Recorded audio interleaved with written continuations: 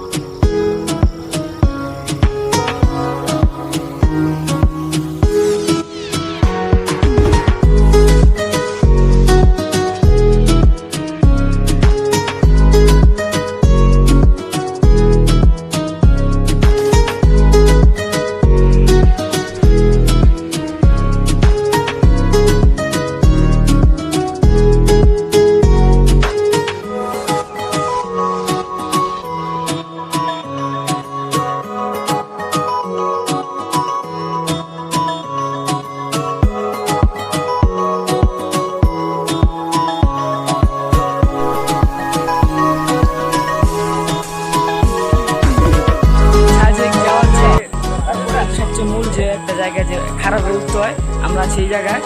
আর আমার সাথে আছেন ভাই লোক কোস্ট সদস্য রাজেশ ভাই। আসসালামু আলাইকুম viewers, is me Adib Mahmud and welcome to my YouTube channel Adib traveller.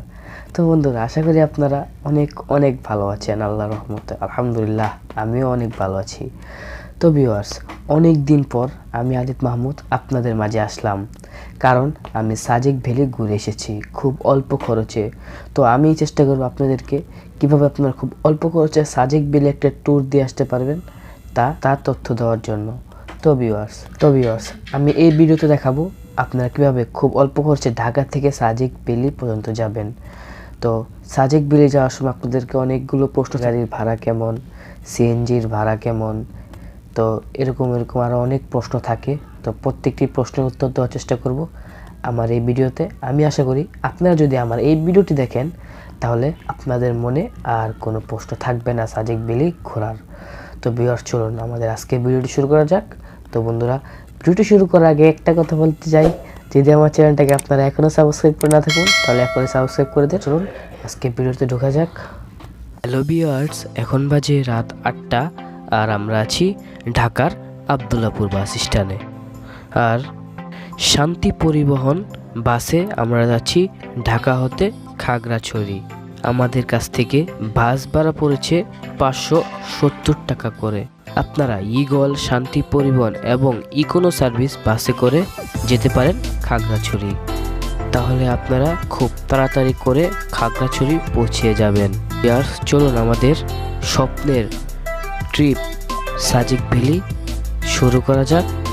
দেখা হবে পথে পথে, সাথেই থাকুন এবং আমার ভিডিওটি এনজয় করতে থাকুন। আশা করি আমার এই ভিডিওতে আপনাদেরকে মূল্যবান তথ্য দিয়ে সাহায্য করতে পারবো। ভিউয়ার্স, ঘুম থেকে উঠেই দেখি আমরা যেন এক পাহাড়ের এসেছি। পাহাড়ের আঁকা বাঁকা রাস্তা দিয়ে আমাদের গাড়িটা চলছিল। নিচে তাকালে ছোট বড় অনেক পাহাড় দেখতে পাচ্ছিলাম। তা দেখে আমাদের মন জুড়িয়ে গিয়েছিল, মনে হচ্ছিল এজন্য এক স্বপ্নের দেশে চলে এসেছি। আর পাহাড়গুলো মেঘে ঢাকা ছিল, তার জন্য বন্ধুরা আমাদের আরও ভালো লাগছিল সৌন্দর্যগুলো। খাগড়াছড়ি যাওয়ার সময় এমন মনে হচ্ছিল যে নৌকা যেমন দোলে তেমন আমাদের গাড়িটিও দুলতেছিল আঁকা বাঁকা রাস্তা দিয়ে। এভাবেই আপনারা খুব সুন্দর সুন্দর পাহাড়ের দৃশ্য দেখতে দেখতে খাগড়াছড়ি পৌঁছে যাবেন।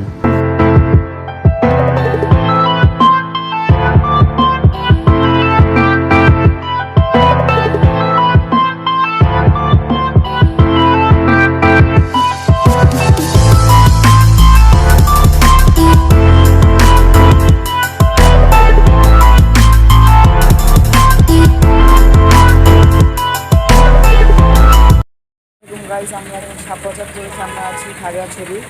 আর ৭৭ সামনে চান্দিগড়ি স্ট্যান্ড এখানে।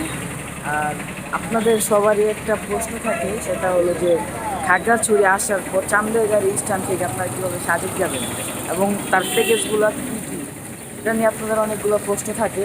সেটা আজকে আমি ভুল আপনাদেরকে ভেঙে দেবো। তার জন্য চলুন আপনাদেরকে নিয়ে যাচ্ছি এখন সেই চান্দের গাড়ি স্ট্যান্ডে এবং আপনাদেরকে দেখিয়ে দিচ্ছি যে কী কী প্যাকেজ আপনারা সুন্দরভাবে সাজেক ভ্যালি ভ্রমণ করতে পারবেন। এবং দেখতে পাচ্ছেন আমরা এখন ছাত্রদের সামনে আছি, খুবই ভালো লাগতেছে। সাজেক ভ্যালি আসছি, এগের রাতে দেখবো, সবাই আমার সাথেই থাকবে। বিয়স আপনারা দেখছড়ি হইতে সাজেক যাওয়ার চান্দের গাড়ির ভাড়ার তালিকা। এটি আপনারা শর্ট স্ক্রিন মেরে রাখতে পারেন, কারণ যখন আপনারা ভ্রমণ করবেন তখন আপনাদের কাজে লাগবে। তো আমি আশা করি আপনাদেরকে সুন্দর একটি তথ্য দিতে পেরেছি। তো বিয়ার্স, এখন আপনারা দেখছেন খাগড়াছড়ি থেকে সাজেক যাওয়ার সিএনজি ভাড়ার তালিকা। এটাও আপনারা শর্ট স্ক্রিন মেরে রাখতে পারেন, কারণ যখন আপনারা সাজেক ভ্যালি 2 জন বা 3 জন ঘুরতে আসবেন তখন আপনারা সিএনজি দিয়ে যাওয়াই ভালো মনে করি আমি। আমি আশা করি আপনারা চান্দের গাড়ি ভাড়া এবং সিএনজির ভাড়া ভালোভাবে বুঝে। খাগড়াছড়ি জেলা হতে সাজেকের দূরত্ব প্রায় 70 কিলোমিটার। সাজেক রাঙামাটি জেলায় অবস্থিত হলেও এর যাতায়াত সুবিধা খাগড়াছড়ি হতে। রাঙামাটি থেকে নৌপথে কাপ্তাই হয়েও হেঁটে সাজেক আসা যায়। খাগড়াছড়ি থেকে সাজেক ভ্যালি যাওয়ার সময় আপনারা অনেক কিছুই দেখতে পারবেন। তার মধ্যে হলো দিঘিনালা আর্মি ক্যাম্প, তারপরে হলো 10 নং পুলিশ ও আর্মি ক্যাম্প। একটা কথা মনে রাখবেন, সাজেক ভ্যালি যাওয়ার জন্য আপনাদেরকে স্কট ধরতে হবে। তা সকাল 10টায় একটি স্কট ছাড়ে এবং দুপুর 3টায় আরেকটি স্কট ছাড়ে। 10 নং পুলিশ ও আর্মি ক্যাম্প হতে আপনাদেরকে অনুমতি নিতে হবে সাজেক ভ্যালি যাওয়ার জন্য। তারপরে পড়বে কাসালং ব্রিজ, দুটি নদী মিলে হয়েছে কাসালং নদী। পরে পড়বে টাইগার টিলা আর্মি ক্যাম্প ও মাসালাং বাজার। এভাবেই আপনারা খুব সুন্দর সুন্দর দৃশ্য দেখতে দেখতে সাজেক ভ্যালির প্রথম রুইলুই পাড়ায় পৌঁছে যাবেন।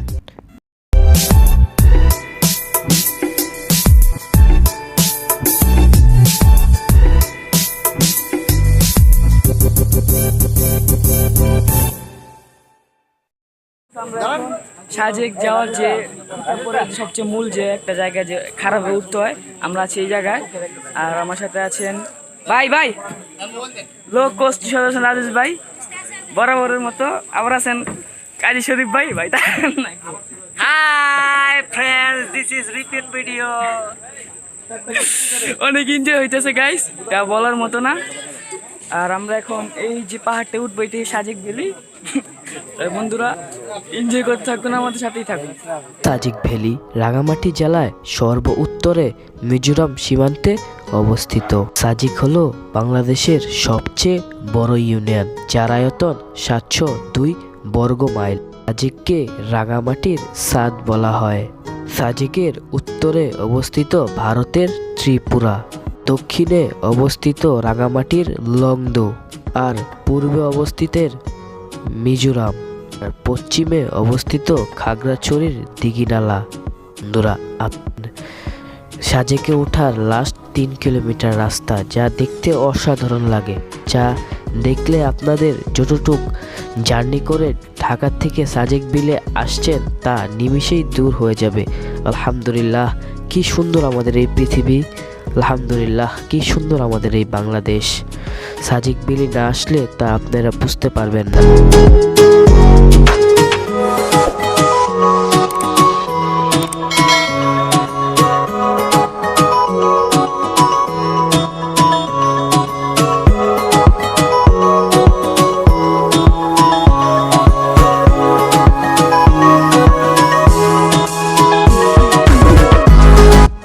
এভাবে করে আমরা খুব সুন্দর সুন্দর দৃশ্য দেখতে দেখতে এবং খুব অল্প খরচে সাজেক ভ্যালি পৌঁছিয়ে গেলাম।